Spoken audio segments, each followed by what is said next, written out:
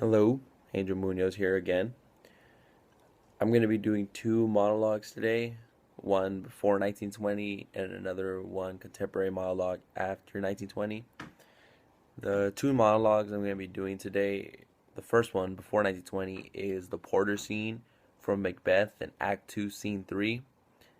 And my contemporary monologue after 1920 is Tom Hanks' monologue in the film Saving Private Ryan. So I hope you guys enjoy. Here's a knocking indeed. If a man were a porter of Hellgate, he should have old turning the key. Knock, knock, knock. Who's there? In the name of Beelzebub, here's a farmer that hanged himself on the expectation of plenty. Come in time. Have napkins and now about you. Here you'll sweat for it. Knock, knock. Who's there? In the order of the devil's name. Faith.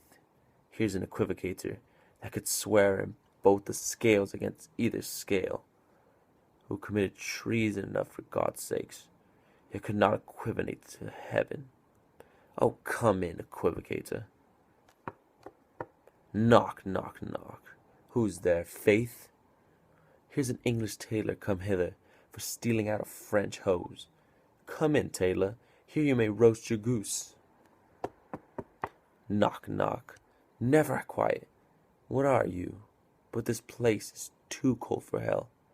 I'll devil porter it no further. I had thought to have led in some of all professions that go the primrose way to everlasting bonfire. Anon, anon, I pray you remember the porter. Mike, what's the pool on me up to right now? What's it up to? What is it, $300? Is that it? 300?